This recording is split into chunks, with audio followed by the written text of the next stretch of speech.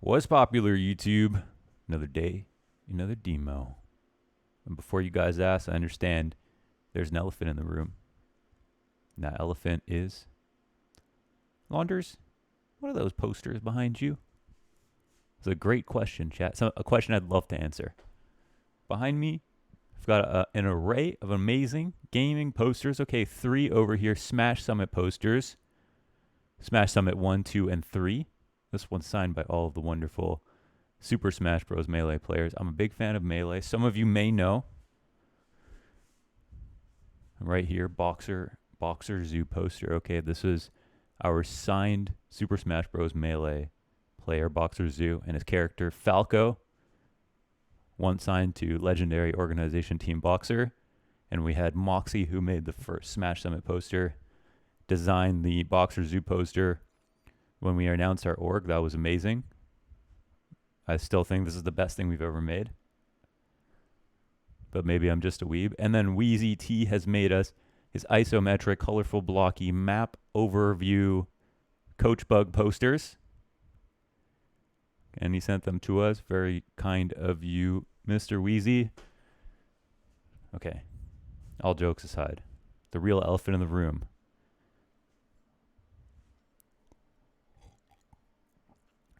What is that blue petrol flavored drink that you're always drinking, Launders? Great question, chat. Those are BCAAs. That's how, if I'm lazy in the morning and I need to get my caffeine in, that's what I use to get my caffeine in. If I don't feel like having a hot coffee, I go for a nice cold glass of BCAAs. Okay, but for real, why are you standing up? All right, this is a standing up Coach Lau, okay? And the reason we're standing up for Coach Lau today is because I hurt my back. I hurt my back really bad.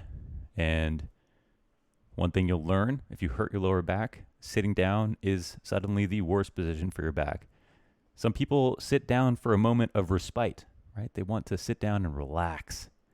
But when you hurt your lower back, you'll find out quickly that sitting down, sitting directly on your spine, is a really horrible position for your back. I've had a recurring lower back injury since I was like 18. I had like bad form at the gym. Squatted wrong. Left the gym. I remember I felt something like pop in my back. I was like, okay, maybe I don't squat anymore. I was like, all right, I'll give that a break. And I walked to the subway. And then I walked down the stairs of the subway, right? I took 3 steps down. And then suddenly, I couldn't walk anymore. I was 3 steps down going into the subway to get on the subway to go home. And my back was completely locked up. I couldn't walk anymore. I couldn't go back up the stairs. I couldn't go down the stairs. I was stuck 3 steps down. I was terrified. I was like, I don't want to ask for help. I would rather die than ask for help in this situation. And eventually, I painfully get onto the railing, get up the stairs. I called a cab. And at this time, I mean, a cab for me, when I was like, whatever, 17, 18, it was a lot of money. It was a big deal. But I got a cab. I laid down on the backseat of the cab, went home, and I was out for about 4 days. Couldn't do anything. I could not even walk, really. I crawled to the kitchen to get food from the fridge. That's how bad it was. And ever since then, every few years, I'll throw out my back again. And I never actually went to a doctor because I was in so much pain. The thought of leaving the house, I was just like, no. And then when it finally healed up, I just never went to the doctor.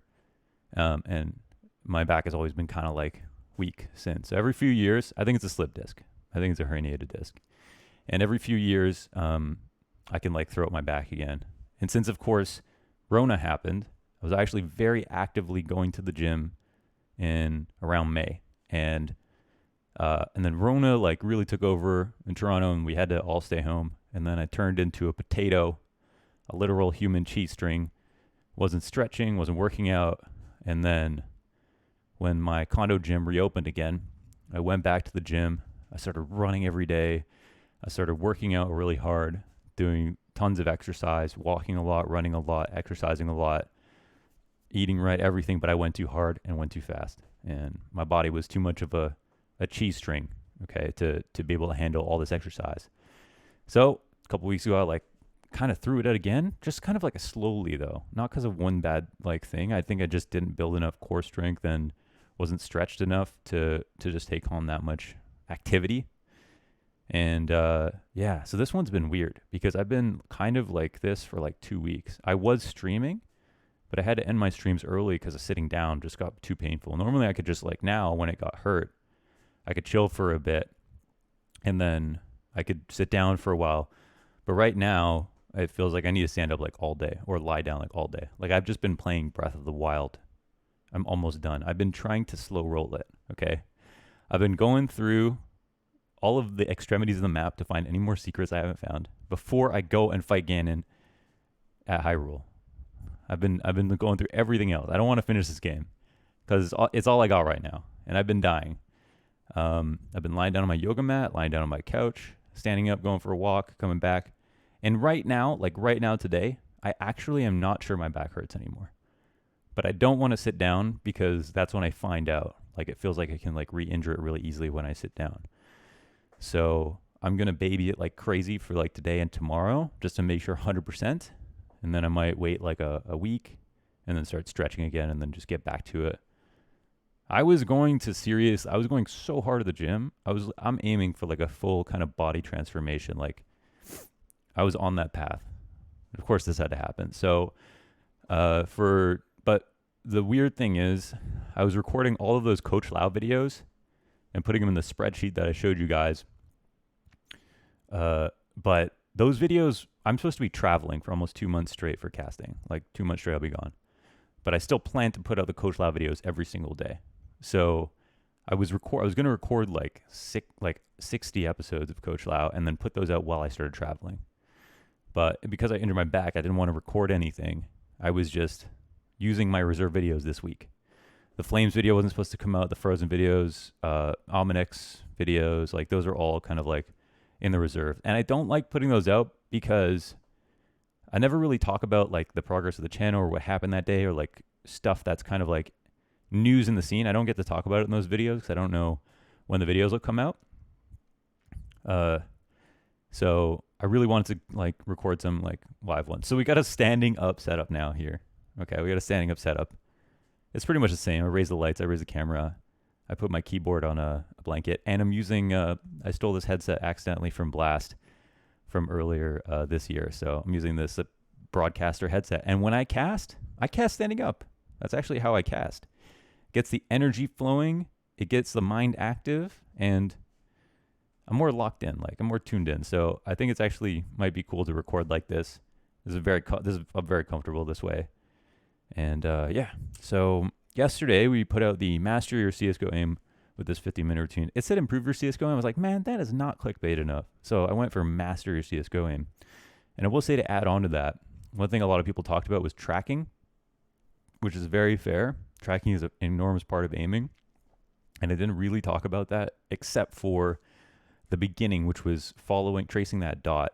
And that can be good enough for a lot of people, but I think it is fair that you want to. The reason that I don't use third-party aim trainers as much for CSGO, even though I think they're very effective forms of exercise, if you will, for getting better at aiming in all games, is because, you know, aiming at head level versus the bots at the speed that they move, I think all these things are really important. So I like to aim train in the game that I'm playing primarily and use those third-party programs for getting used to things like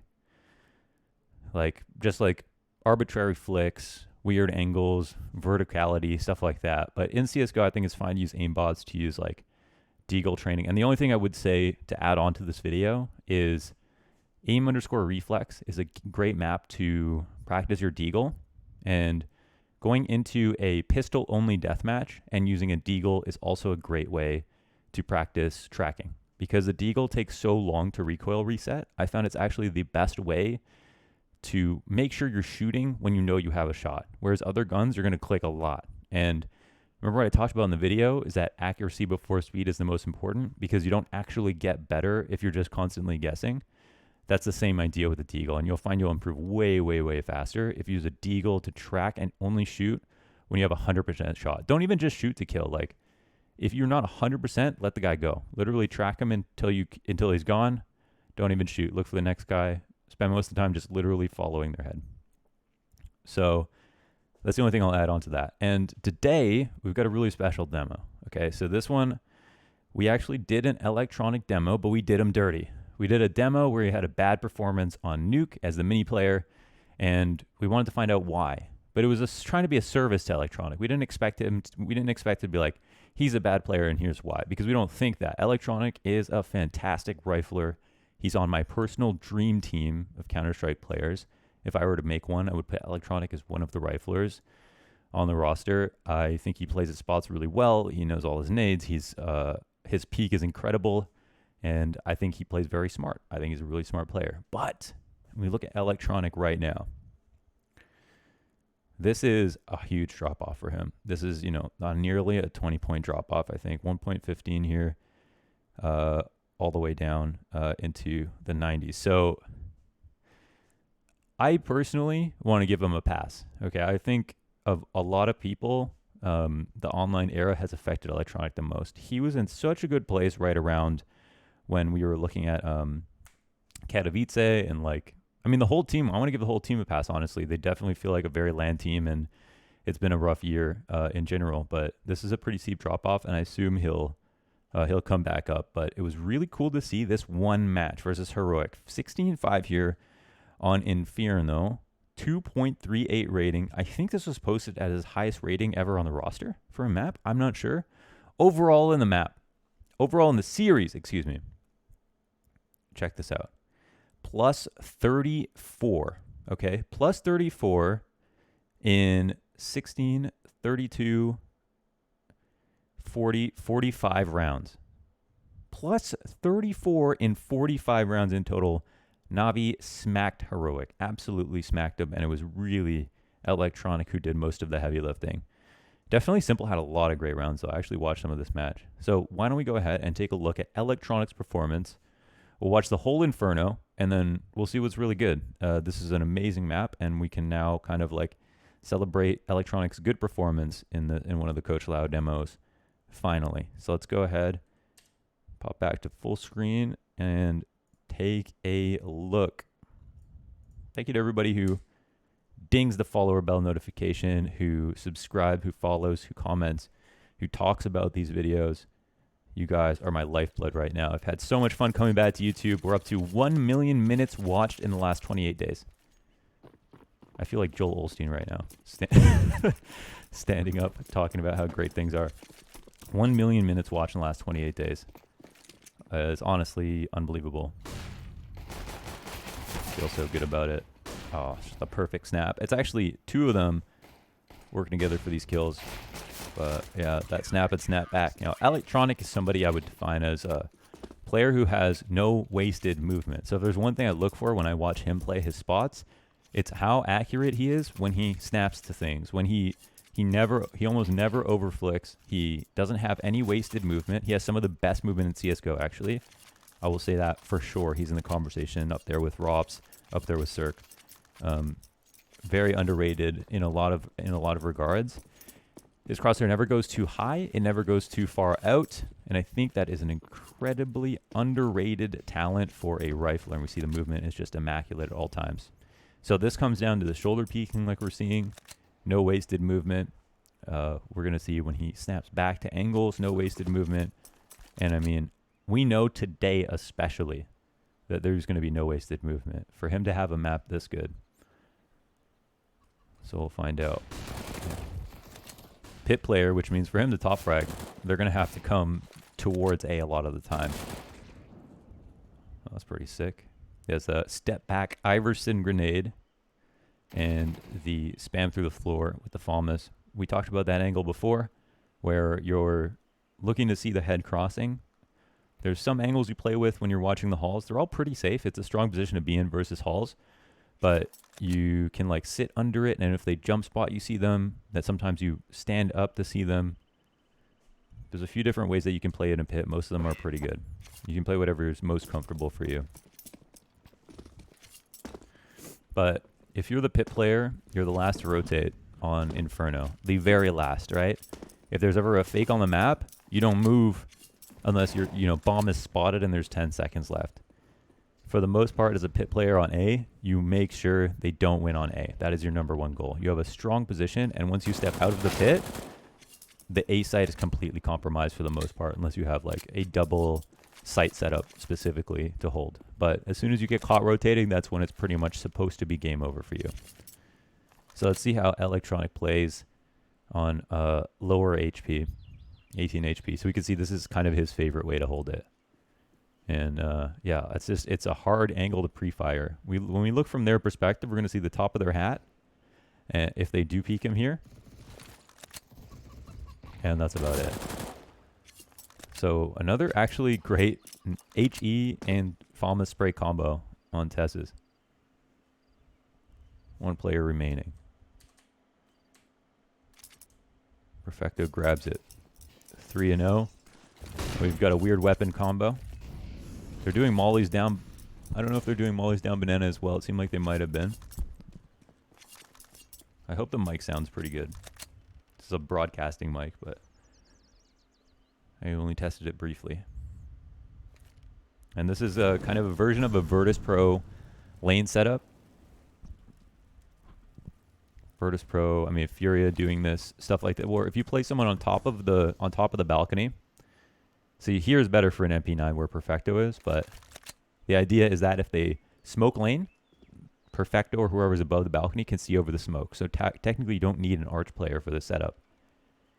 And that's the power of it. So if they do come lane, you've got 3. If they do go arch, you spot them. And we'll find out now if this works out well. Electronic staying talked. Ah, okay. Oh my god, did he just switch to burst fire? And then switch back, and these HE grenades have been incredible. Unbelievable accuracy from Electronic. What's crazy about some of these frags is I'm barely seeing them. Like, these are some players that are sitting in nade smokes, that are in Molotovs, and I'm like barely even able to see their model. Boomich, I think he missed that flash, but he completely missed. I want to say he completely missed that flash, but it ended up being perfect. I can see Boomich smiling from here after that flash.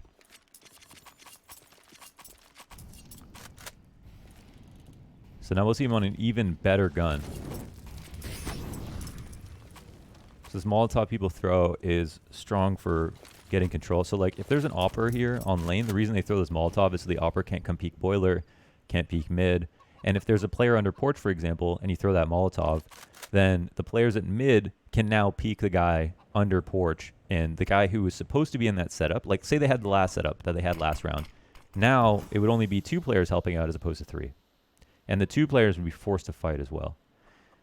In this situation, they're not using it to actually attack the A site, but they're using it to deny the information to control the rotates. So Electronics push back to pit. He can't call that nothing's top bracket. So the rotations towards B are a little bit harder. You can't call them safely if you're Electronic, and he does good here in the exits to get some damage off. So that same exact, see this? They have to run through the Molotov, use a smoke to get out. It's honestly, it's a psychological effect as well. Just, it messes up the communication. It makes you scared. Like, it makes you waste grenades, makes you take damage. It's really, really strong. And conversely, where Electronic's aiming now is a place where people will throw their own Molotovs from CT side. Just a bit further up from the T version that gets thrown at him. And they can use that to peek behind it into mid. Make the T's uncomfortable if they go for brackets. So we can see limited on information here on Navi. They like to play like this. I'm not a huge fan. I would say this setup is stronger at A than it is at B. Because right now they have no arch presence. They're relying on their 2 B guys to get their kills. If their B guys die, how the hell are they going to rotate to arch safely? It's going to take time. So right now, I'd say if this round doesn't end at A, this round is over for Navi. And it's going to come at a cost too. Oh, actually, well, okay. Well, we didn't see the execute, but an incredible hold here just from the 2 players. So Boomich is amazing. Like, his teammate doesn't get a kill, but Boomich gets 3 kills. So that actually just changes things completely.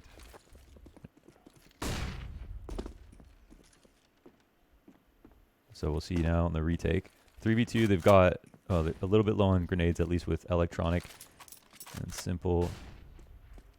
I think it's where he does he kill Nico here at Coffins? I feel like I actually watched this round. Yeah, it does. Okay. I watched this round, but it was mostly Heroic's perspective on this one. Besides those Vimage frags and Tess's drops of spray.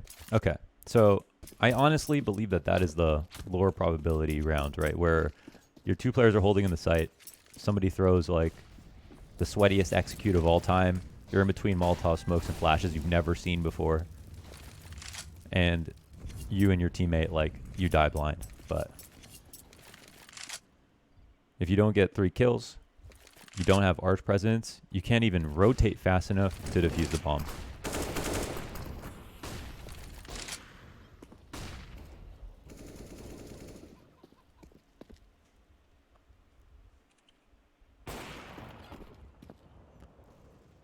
We saw the bike peek here for electronic. Yeah, he's doing it again. And you can kind of just see ahead, like you have, when you're sitting over a smoke like this, you might question whether or not you have enough information. Like, will I see their head or not? And sometimes it's the rotation of the smoke that'll give you like deeper angles. And when we're watching in GoTV, I'm sure some of you know, but whoever may not, that in GoTV, the smokes are re-rendered. So you have a different rotation than the person who is actually playing.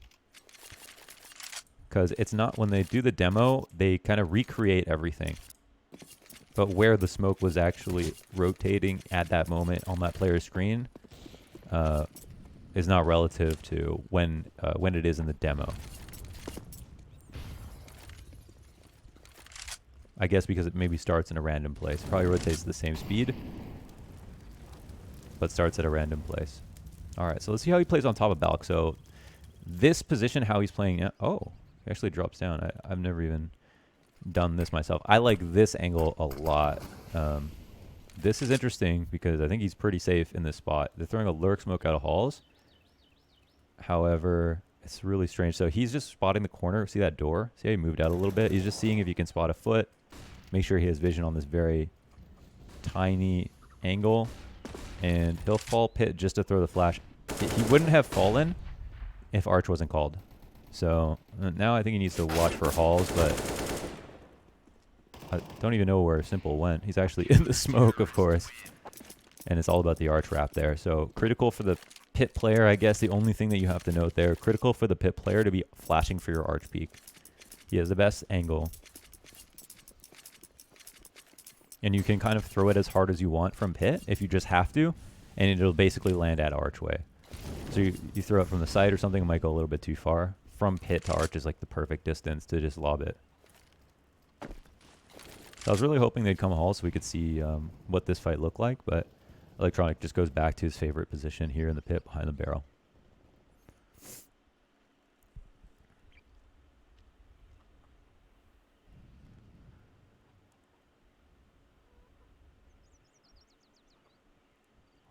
Once again, a bit limited on information. We see Navi has never even had to have a 4A setup. They were honestly, they were all fragging. Like I think Simple had a couple of really strong rounds, and Perfecto, and honestly, I would say Electronic was playing just as well on Mirage than he was on Inferno, even though the score was. There is some contrast in the score, of course, because he had such a, I think, 32 and 5 or whatever it was on this map.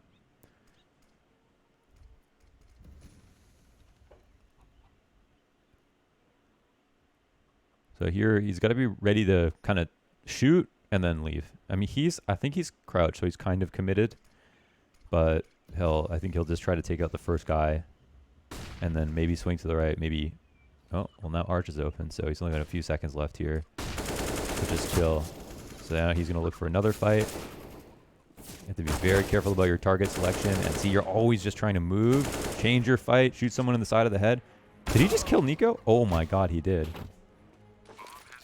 That was, well, that's the round we were looking for. That's like incredible pit play. That's highlights how good he's playing today and how smart he's playing. And it's always been a question mark how a player that is as smart as Electronic could ever be inconsistent. He plays safe. He plays explosive, but he plays relatively like fundamentally sound Counter-Strike all the time. And so you just wonder how someone who has his peak in terms of talent could ever see inconsistency. But there is a round that was just so, beautiful. There's always going to be a moment where the player who's watching you from lane, okay, you're sitting in the pit. Why is my hair like this? You're sitting in the pit. There's a player wrapping arch, a player coming halls, a player coming lane. In your mind, you say maybe there's all three. You don't know. You have info on the lane guy. You take out one lane. Perfect. That sets you up to get another kill. But you don't commit hard to the next kill. Instead, you show presence in both places. It's all situational, but let's say you show presence in both places, then the players who are looking at you are now stuck. Normally, the pit player would try to jump in a pit or want to, or the arch player would want to wrap and run up to the site. But if you're in pit and you spot them both, you see the guy in halls and he sees you, and you see the guy on arch and he sees you, well, suddenly they're not comfortable coming forward. They think you're the next person they'll peek. So it's really good, actually, to expose yourself to both of those fights.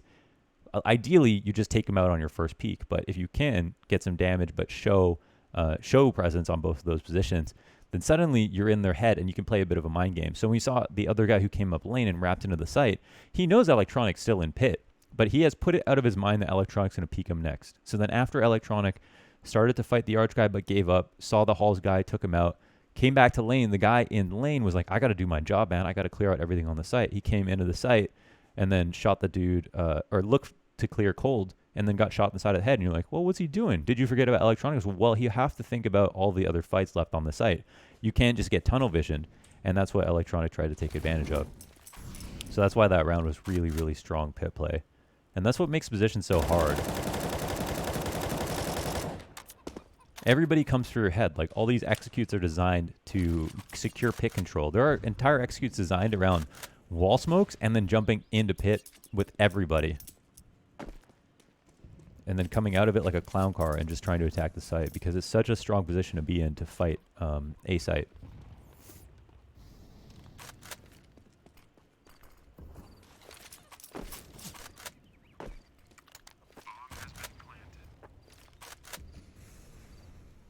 All right, so now we're in a retake spot.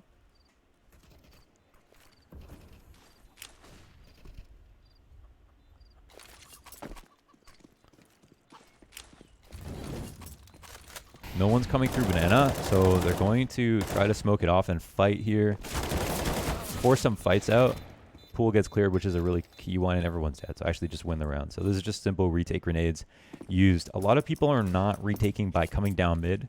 I think once upon a time that used to be like, yeah, if we get to bottom banana, we can win the retake. But these days, it's just you can die trying to retake on banana, because you can die at bottom T-steps by a lurker, you can die at logs, you can die in the close right cubby, you can die from the player behind half wall, you can die from the player at car. It's actually not that safe to retake through banana, and it's just much easier to throw a smoke down and then retake with everybody coming through CT spawn. So now this is kind of weird. Electronic, he's playing far back for how far out Simple was, but because of that, they just don't think he's tucked into the site. So he was really just playing for himself as a second line of defense on the A site, which is it's kind of interesting. Like, if someone did that in a pug, I'd be mad at them. I'd be like, you're baiting me. Why did you do that? But I could totally see how Simple, I don't even know. Simple decided to fight, and then he was going to think about like securing halls or just trusting Simple to win versus Arch. But either way, it works because they just don't expect it at all.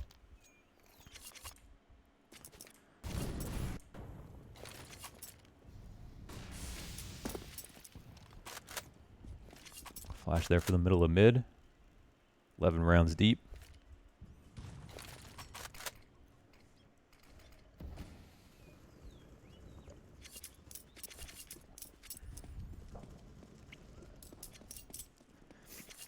I don't know if I'll be able to... Actually, I mean, hopefully my back just gets sorted out, but I hope to record a bunch of these still.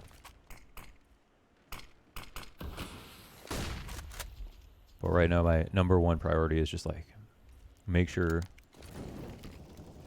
my back is good.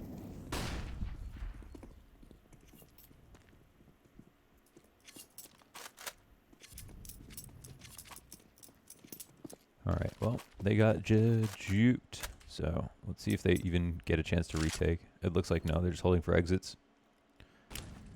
Finally, they make it happen. We definitely noticed that a huge reason why in the beginning, in the first few rounds, you know, Electronic had a grenade launcher attached to his. He's got a Tessus has a Stewie 2K sticker on his AK. He was just throwing these perfectly placed HE grenades. Ooh, okay. Let's take a look here at his. Oh, we can't look at his utility damage on these demos. Whoops. Oh, that's unfortunate. Oh, we're on 1280 by 1024, by the way. I don't know if I pointed that out. Sometimes these resolutions are not updated, and players change their resolutions more than they change pants, but it might be accurate. What's cool about the crosshair is it's always updated to the demo, so that we know that he was using this crosshair in this match.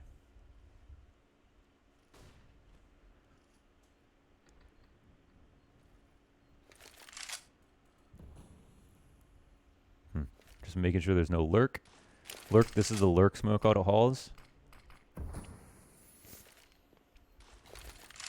You can set up grenades this way. You can geyser jump out of pit, jump into lane if you want to.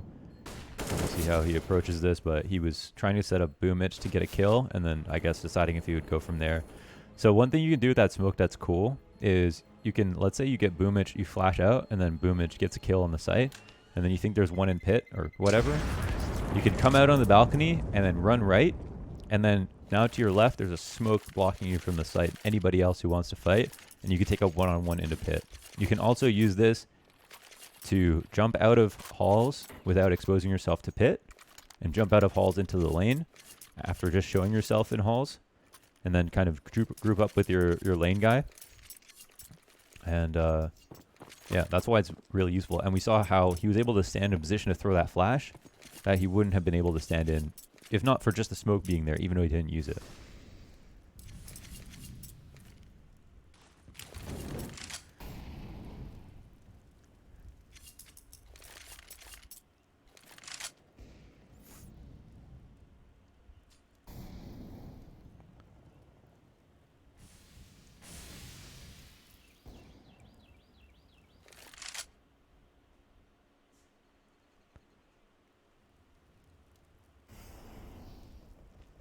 So one thing we haven't seen yet is holding the smoke long enough to deal with a lane hit, and then, you know, playing close to the door in front of the smoke.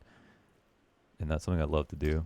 So now we're going to see the lurk smoke get thrown out, and Electronic does not like to fight that at all, apparently. He just kind of sits back, and here, with a minute up, preemptively smokes to look for the lane fight. That's interesting. So he could have been anticipating the player in hall see that smoke is there again. So the player in halls can line up a smoke to throw into pit. And so he could have been throwing that smoke just in case a Molotov into pit.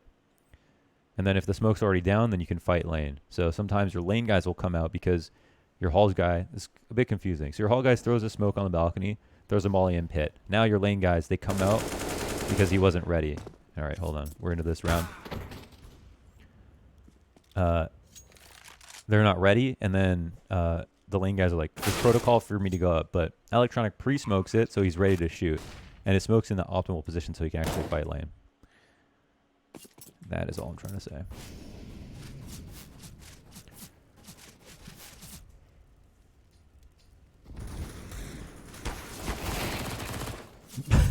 Okay. FP9, 2K, Nico Borup in the graveyard. First time he's really pushed down halls and fought there, so yeah. Not much to say about that one. Just a great trade frag. They're really pissed about it. They're not happy at all. And it's a bit more action. I don't know why they want this smoke with Electronic. He's already up to 20 plus kills. Almost 30, I think, in this. Oh, yeah, 20 plus kills in this half. I don't even know. So that's one of those situations where, like, if I'm casting, we won't be able to see. We'll have X-ray on, but we won't be able to know, you know, what Electronic could see or not. I didn't see anything. And that is half. I think this is a pretty quick cleanup here for a Navi. So we'll go ahead and take a look. So this is the window flash that you use to blind everybody on banana. It's the probably most important flash for these like late retakes on banana. Or just, you know, early, whatever it is. Just pops everything right behind your players running up. They don't have to turn. And it's a jump throw, of course.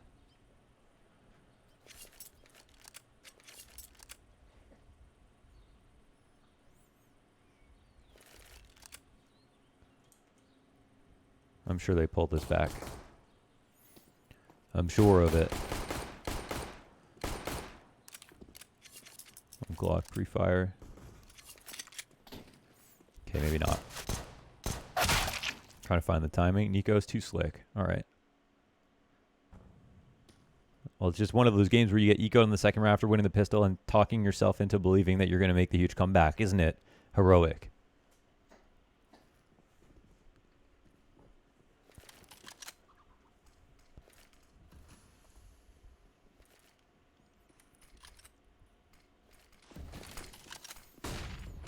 Flash for the lane guys to fall back so they can clear out under Balk. Cross Molotovs, but they have one spotted. Big pit off of that. Nade trajectory. And the triple nade in a pit is good. Nico's out. And now they can start rushing. Oh, I remember there's actually a really cool eco around here from Na'Vi, just perfect protocols. We see how, like we talked about, the whole idea with taking lane is making sure the pit guy dies or can't see. And that was a great way to do an eco, actually. I think there was also a nice flash to support there when they walked up to the site, but it is such a huge weight off your shoulders to know that the pit guy's dying when you're running up lane. Like, that cannot be understated. Overstated.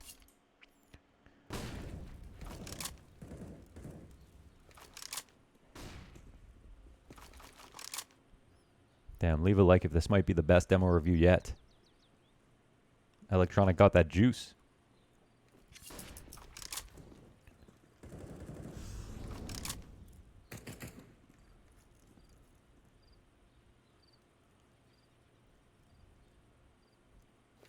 The glove matches the Galil so well.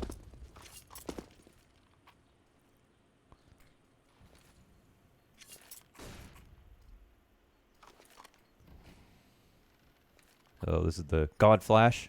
Goes just right over the roof. And this is the most important flash for B pretty much in this one, just to flash into CT spawn.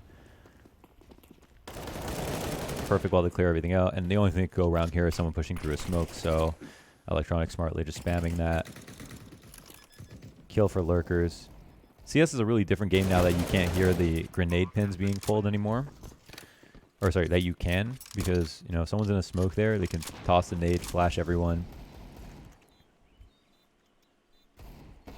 I do think that left click grenades, you shouldn't be able to hear the pin being pulled, but right, you should. It's kind of messed up when you can like launch a flash from very far away and still get, and still have it be heard. Even if it's a perfect kind of setup.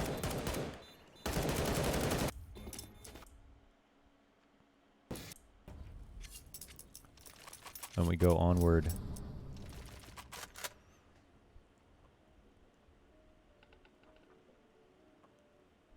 He's rocking like a 0 gap on this crosshair.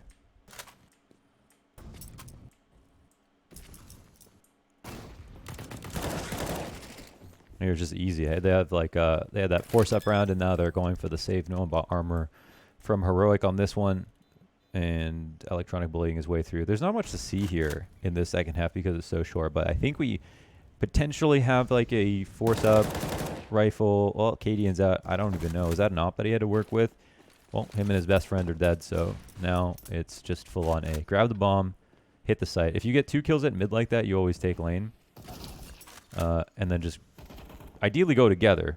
That would be the best. Wow, that was rough. That was good tracking, though, by Electronic. That says definitely almost got that kill.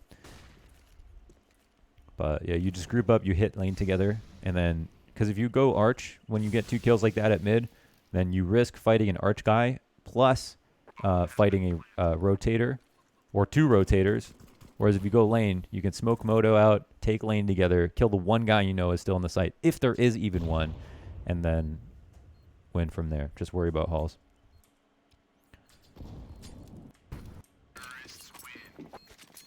Oh, shit. Okay. Oh, you just popped up from graveyard, got 2 kills lane. I really shouldn't have fast forwarded right there. And this is definitely all she wrote. You saw, I mean, like, the highlight, like, Electronic didn't have to flick hard to get this highlight, to get this many kills. And I think, you know, there's certain players, like, just the way that they play, it might not be any more actually skillful than other players, but they're going to get more highlights because of the kind of aim they have. Literally, like, aim like Shroud, that's a bit more snappy. I mean, Shroud also has, like, some of the highest mechanical skill in the game, no doubt, no question. But some players get slept on because of their style of aim is not conducive to, like, highlight frags, really. And Electronic, I mean, he's just kind of in there. He does his job. He's very, like, I hope he'll be more consistent about it, but he has, like, kind of a consistent way of approaching the game, I'd say. And I'm surprised that the results don't reflect that. But that's going to be the Electronic demo. I think we learned a lot there. That was sick. Like, perfect pit play on that 3K round in particular. We saw how he was using his nades, how he pre-smoked pit, how he played versus the lurk smoke out halls. Those were all really cool. And, of course, a giant amount of preamble in a video that's now 41 minutes. Oh, my God. I talked a lot at the beginning. All right. Well, we'll see what I do tomorrow. And if I'm going to record some more today, I'm probably just going to go, like, lie down and just make sure my back's 100% so I never have to deal with this again. And then when I'm 100%, I'm going to, like, strengthen my core and, like, make sure I cannot hurt my back again. Like, just do it right. But, yeah, hope to not have to complain about this again. But, yeah, the setup's pretty good. So might do this again and record some more. We'll see. But until tomorrow, see you guys later. Thank you again for all the comments and the shares. And I'm really glad everyone liked the aim video from yesterday. We'll hopefully maybe do more stuff with Leadify. I hope you use Leadify, by the way. Please use their service. It's actually sick. Let me show you. Let me show you my Leadify because I didn't actually show it in the video. But just to give you an idea of what this site looks like. So here's, like, my aim thing on Leadify, and it's a bit inconsistent just because of, like, you know, it depends on the period and whatever of time, but it shows, like, how good your spray is here over this period of games, how I'm, like, a little bit weird on this spray, but in general pretty good. Especially my AK spray is pretty nice. Look at that, not bad. And then it shows you in contrast to level 10s on Face It plus versus your previous period. So my headshot accuracy has actually always been pretty bad, I'd say. That's something I have to work on somehow. I made a video on crosshair placement. Proper counter strafing. This is a key one. That was a good number I had it at before. But this is basically, you know, hitting shots you're trying to hit. Like, this should be 100%. And it's crazy how many kills you miss because your proper counter strafing is not high enough. And then, yeah. So this is really, really cool. I mean, it's super fun. It uploads the demos automatically, like all of them at once, and then you can just look through the data. So there's so much stuff on here as well. Map stuff, matches, and it's all in beta. They're still working on it. So I recommend using Leadify. I got a premium subscription before they even sponsored. So just to give you an idea of how much I actually like the website. But yeah, I'll see you guys back here tomorrow. If you have demo suggestions, let me know. All right, let me know. Peace out, everybody.